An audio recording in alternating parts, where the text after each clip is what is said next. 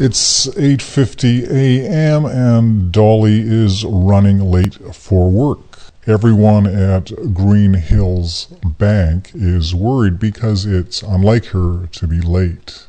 Since Blanche retired and Richie Ray left town, things haven't been the same for our Dolly. Jocelyn, where's Dolly? Her first appointment is waiting for her. I don't know, Mr. Bells. She knows Mrs. McGillicuddy is coming today. I'm sure she'll be right here. Dolly walks in just in time to hear Mr. Bell's comment and sighs, thinking, here we go. Again, another boring day at Green Hills Bank. Little did she know things were about to change dramatically. Good morning, Jack. Good morning, ma'am. Good morning, Dolly. Would you like a cup of coffee? Jocelyn, good morning. That would be nice. Dolly, Mr. Bells was looking for you. Mrs. McGillicuddy has been waiting for you. Oh, here's your coffee. Oh, that old fart can eat dirt. So tired, just tired of everything going on here. I have devoted my entire life to this bank. And do you think they would appreciate it? Especially Bells. Jocelyn, where's the files I asked you for yesterday? Sorry, I forgot, Dolly. I'll get them for you right now. Hello, Mrs. McGillicuddy. Very nice to see you. So sorry I'm late. Traffic was just awful. What can I do for you? Dolly, that's okay. No problem.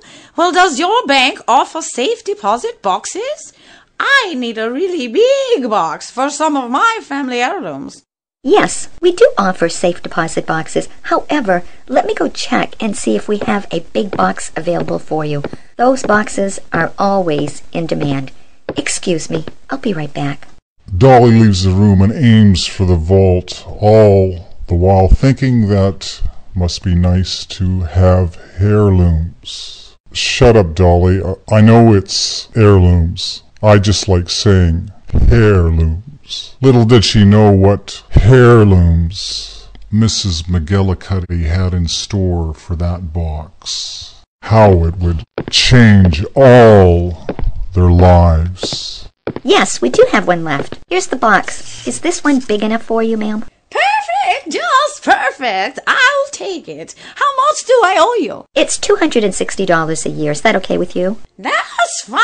I just need to get these out of the house. Can I see the safe now? My biggest concern is the security here. Please, don't worry. We have excellent security and even have our own security guard on duty at night after hours. Very good, my dear. Very good. Now let me have a little privacy. You can use this room. Just come out whenever you're ready. Mrs. McGillicuddy leaves the bank, relieved her heirlooms are finally safe. Little did she know that would be short-lived. Dolly, who's Richie Ray? I heard Jack and Mr. Bells talking about him, and your name came up. A real scumbag. And it's good for you that you never met him. Oh? Green Hills Bank has had the same security guard working the night shift for 26 years. A Frenchman by the name of Jack Go-Balls, who has prided himself with his excellent care of his bank, as he calls it. Mr. Bells says goodnight to Jack, as usual, at 6 p.m. promptly, heading home after a long day. Tonight, however, Jack is not his usual self. He thinks he's coming down with the flu, having the same symptoms as his grandson had the other day as he babysat him. He does his usual walk of the bank, making sure all is secure. However, he forgets to check the emergency back door. Jack heads for the front waiting room, which has the most comfortable furniture, sits down on the sofa, and falls fast asleep. This is gonna make my day. Fats! Get that alarm! Oh yeah, give me a minute. Okay, all set. As luck would have it, the only door not checked is the door the infamous Richie Ray and his sidekick Fats used to break into the Green Hills Bank.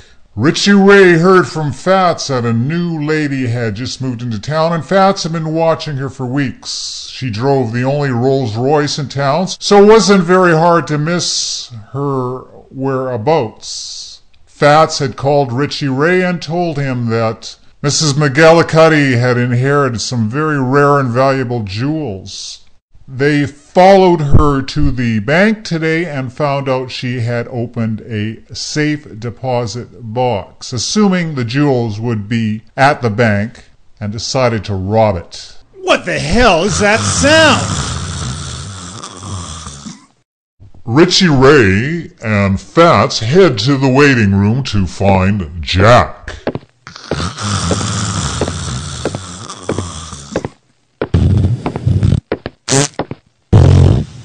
Jesus, that stinks. Phew! Jeez, is he dead? Poke him to find out. Fats pokes Jack. No, this hayseed is just 100 years old. We can put away the burglary tools. This heist is going to be a piece of cake for Richie Ray. Like taking candy from a baby. Would it not be a gas to see the look on that prude Dolly Pepper's face when she discovers the Maine star has found a new home with Richie Ray? Well, you better be right there, dog breath.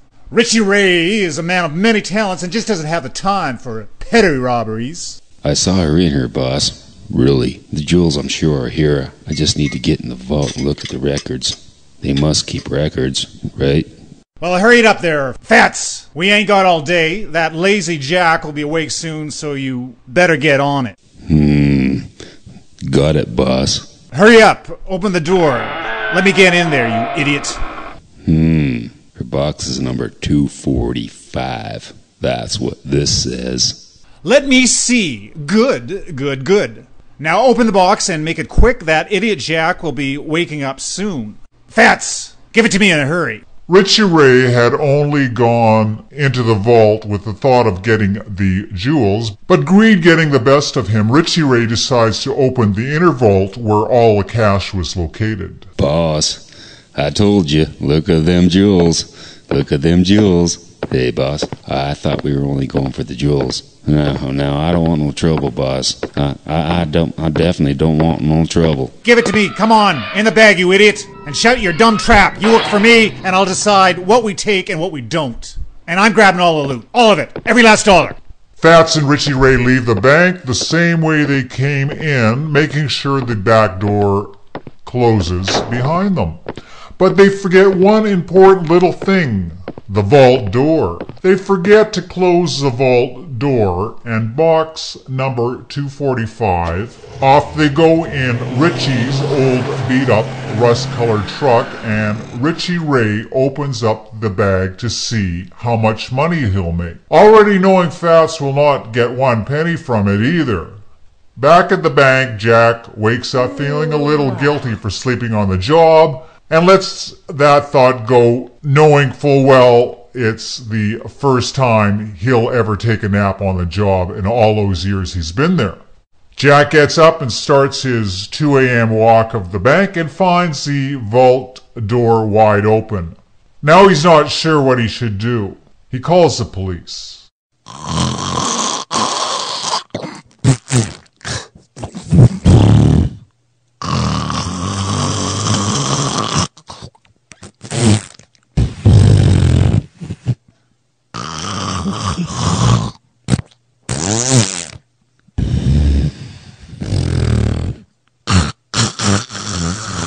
Oh my God. Oh my God. Danny, wake up. The bank's been robbed. Danny, wake up. What's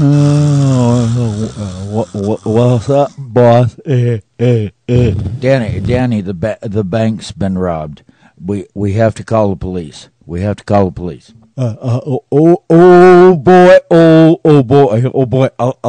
I'll do it. Can I use your cell phone? Danny, the last time you used my cell phone, you swallowed it. I'll be good. I'll be real good. I'll keep my mouth shut the whole time. I'll go. Okay, but Be careful. It took hours to get that thing out the last time. Hi, I'm Danny. Me and Jack are guard dogs. He has to wear a uniform because he's human and he looks really ugly without any clothes on. But I'm a dog and I don't.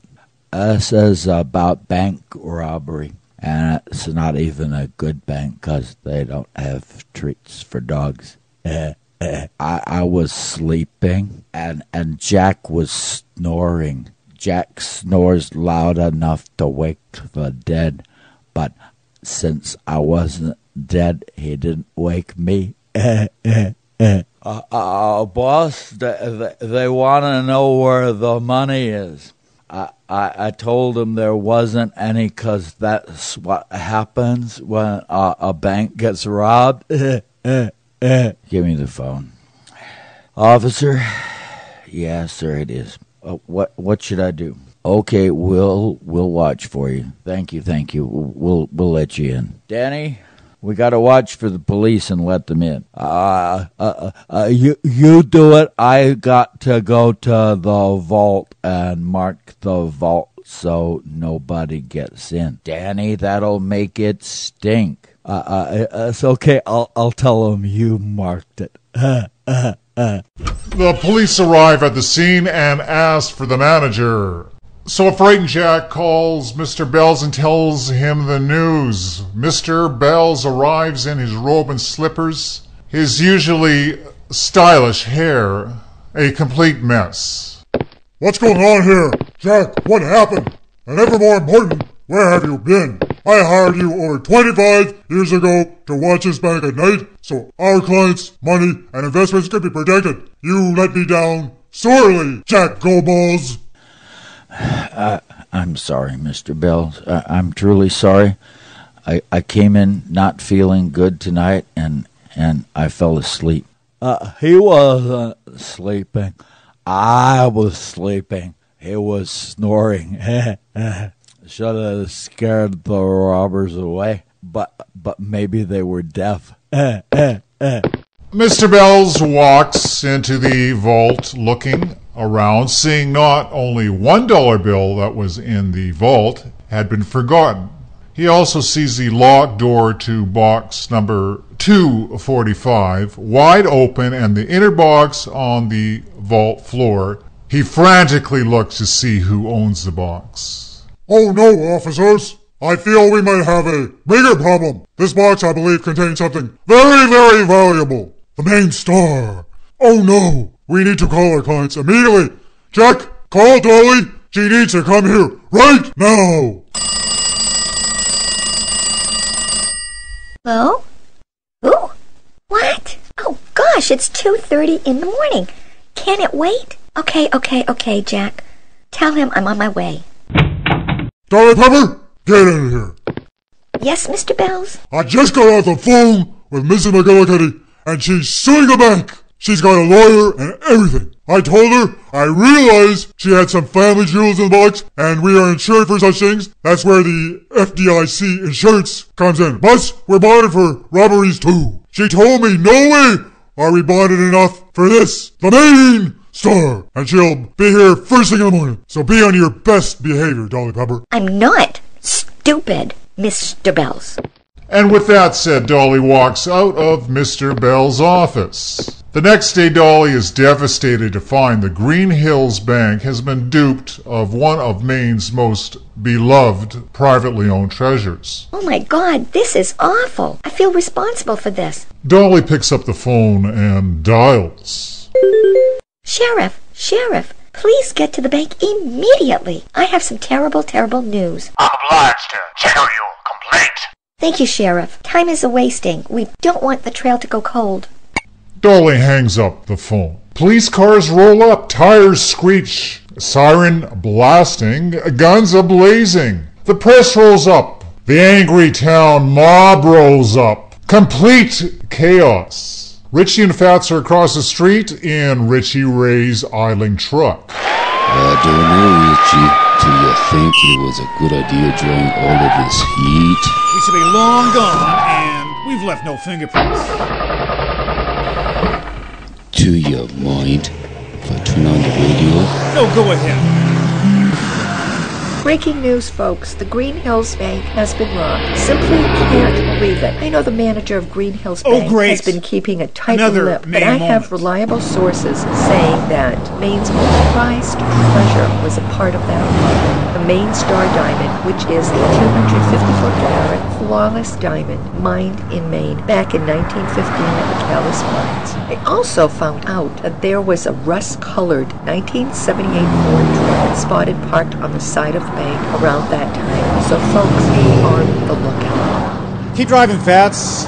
We gotta get to Mexico. Fast as we can before that Dolly Pepper starts putting two and two together. She's the nosiest person I have ever met. So let's get going. You got it, boss. Driving as fast as I dare, especially now after that darn Country Rose and her show, makes me nervous. Makes me real nervous. Just shut up, Fats. Just keep on driving.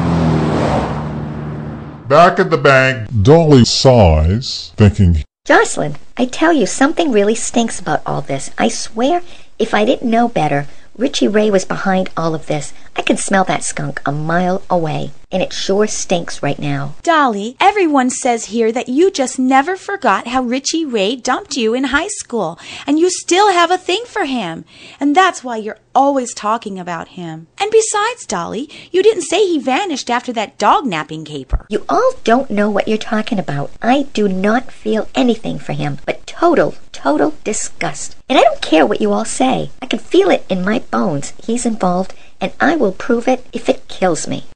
With that said, Dolly storms out of Jocelyn's office. Meanwhile, Richie, Ray, and Fats are having some problems getting to Mexico. The truck keeps stalling, and now they've got a flat tire. Can't you go any faster? Changing that tire there, Fats? Your tire's rotted away. Hey, call AAA. Son of a gun. What else can go wrong? Fine. I'm Richie Ray. Got a flat tire. What? Oh yeah, at mile marker 95. Can you hurry up? We got a funeral to go to. We do? Oh, I didn't know that. You're a complete Neanderthal, Fats. I just said that to get him to rush here, you fool. Oh, I see. The tow truck driver is suspicious, having caught Country Rose's radio show, and alerts the cops. The cops really haven't heard anything about this. However, they are called in and find out the vehicle fits the exact description that has been brought to their attention. Just shut your mouth, Fats, if you know what's good for you. The sheriff takes Fats and Richie Ray in for questioning. This is Richie Ray, and as I was saying, officer, I was walking by the bank when he came storming out, and yeah, he was holding a gun to my head, told me to get in the truck and drive, so fearing for my life, I did what I was told. I knew we wouldn't get too far if I could help it, and yes, you can credit Richie Ray with puncturing a hole in the tire as I pretended to tie my shoelace. Richie feels like a cornered rat in that questioning room and comes up with a thought that will lead to Fats taking the fall. Fats is arrested. Richie Ray was a witness for the prosecutor in court. Fats was sentenced to 15 years imprisonment since it involved a bank robbery, and that was classified as a felony. Richie was praised by the townspeople for the return of the Maine Star. Did you see that newspaper article, Jocelyn? Again, Richie Ray is smelling like a rose. What a weasel that guy is. I just know he's involved, and I will prove it if it kills me. Dolly, everyone says here you still have a thing for him, and that's why you're always talking about him. Mr. Fats, tell me what happened. I know you have been set up, and I'm here to help you. Fats tells her the whole story. Mr. Fats, I believe you. With that said, she leaves the prison, vowing to get that evil Richie Ray. I hope you enjoyed our production of Adventure, Dolly Pepper, and Richie Ray in the tale of the Maine Star. And I would like to thank these fine folks for their participation. I would like to thank Len Amsterdam for co-writing this play with me. Also, I would like to thank Len for playing Richie Ray. Also, Mr. Bells. Also, the narrator and the sheriff. I would also like to thank Scott Rose for playing Richie Ray's sidekick, Fats.